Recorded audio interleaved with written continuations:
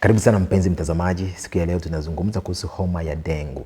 Wengine wanaita denge. Homa ya dengu, homa ya denge ni ugonjwa. Tutaangalia sababu zake, dalili zake, matibabu yake, lakini tutaangalia pia matarajio baada ya matibabu. Tutaangalia pia namna ya kuzuia ugonjwa huu. Karibu sana uwe nami mpaka mwisho. Mimi ni Dr. Mniko.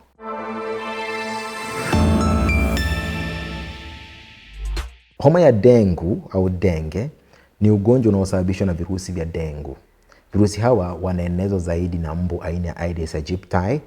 Kwa wale wenye kumbukumbu vizuri, mwaka 2019 jiji la Dar es Salaam, Tanzania lilikumbwa na mlipuko mkubwa wa ugonjwa wa denge.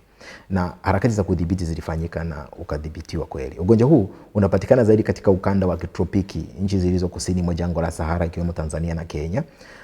Kaskazini mashariki mwa Australia na visiwa vya Indonesia, Amerika Kusini na Kati na Amerika na Asia ya Kusini. Homa ya dengue inawapata zaidi watu wanaoishi au wanaosafiri kwenda katika maeneo ambayo yanakuwa na mlipuko wa ugonjwa. Kwa hiyo ipo homa ya dengue ambayo inasababisha mgonjwa kuvuja damu kutoka katika matundu mbalimbali ya mwili. Hii inaitwa dengue hemorrhagic fever. Japo zote zinasababishwa na aina hii ya kirusi, lakini leo hatutaiongelea sana. Hapa tutaongelea hii dengue fever iliyotokea hapa Tanzania mwaka 2019. Ukiumwa na mbu mwenye maambukizi ya dengu, inaweza kuchukua siku 4 mpaka 10 kuanza kuona dalili. Unaanza kupata homa ya ghafla, joto la mwili linaanza kupanda mpaka kufikia nyuzi joto kama 40 hivi centigrade. Siku ya 2 mpaka ya 5 baada ya homa kuanza, unaweza kutokwa na upele ambao unakuwa ni mwekundu. Upele wa pili unaofanana na ule unaotokea wakati wa mgonjwa anayekuwa na ugonjwa wa surua ambao tunaita measles unatokea baadaye. Sasa unaweza pia kuumwa kichwa, hasa hapa nyuma ya macho, kuhisi uchovu, maumivu ya viungo, maumivu ya misuli, kichefuchefu, kuvimba mtoki kwa pani, shingoni au kwenye kinena, na wakati mwingine kutapika. Ukiangalia dalili hili zinakuwa zinafanana kidogo na ugonjwa wa malaria. Kwa hiyo ni daktari pekee anaweza kutofautisha kama ugonjwa huu umesababishwa na homa ya dengue. Kwa kama una dalili hizi na kipindi cha mlipuko, nenda kwa daktari akusaidie.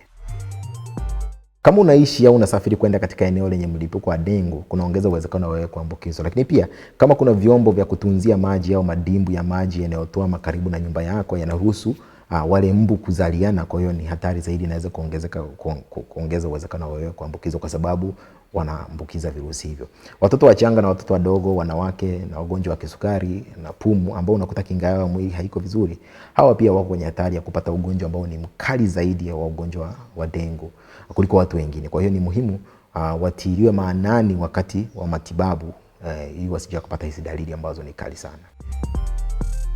Dalili za ugonjwa wa homa ya dengue zinafanana na zile za magonjwa mengine kama tulivyosema, kwa mfano ugonjwa wa malaria, mafua, surua, homa ya manjano na kadhalika. Kwa hiyo daktari atafanya vipimo kadhaa ili kujihakikisha kwamba anaumwa dengue na sio ugonjwa mwingine. Kwa hiyo daktari ataagiza vipimo vya damu, kupima kiasi cha kinga dhidi ya dengue. Anaweza kupima vimelea vya malaria, hesabu ya seli za damu na magonjwa mengine ili kuhakikisha tu kwamba huyu mtu anaumwa ugonjwa wa dengue peke yake na sio tatizo lingine. Baada ya hapo atampatia matibabu sahihi. Kama ilivyo kwa magonjwa mengine yanayosababishwa na virusi, hakuna matibabu maalum kwa homa ya dengue. Kazi kubwa ya daktari ni kutumia ujuzi wake alionao kuutegemeza mwili wakati unapambana na virusi vilivyomo ndani ya mwili. Kwa hiyo mwili ndio utakaopambana na hivyo virusi mpaka upone. Kama vile kutu kwenye mafua, unakuta kwamba mwili unapambana na hivyo virusi mpaka kuviondoa. Kwa hiyo utakuta daktari anakuongezea maji kama unatapika sana au kuharisha sana, atakupatia paracetamol ili kupunguza maumivu ya kichwa na kushusha ile homa yako ambayo ulionayo na kadhalika na kadhalika. Lakini atakwambia uepuke kutumia dawa ya aspirini. Baada ya hapo utasubiri mpaka utakapokuwa umerudi kwenye hali yako ya kawaida. Hali ya kuugua kwa watu wengi inadumu kwa wiki moja au zaidi. Japo homa ya dengue inakufanya ujisikie vibaya, mara nyingi haisababishi kifo. Watu wengi walioambukizwa ugonjwa huu wanapona kabisa baada ya matibabu, lakini wapo wagonjwa wengine wanaopata dalili kali sana kama degedege, upungufu wa maji mwilini, kuvuja damu tumboni na kadhalika. Hawa watalazwa hospitalini mpaka watakapokuwa vizuri.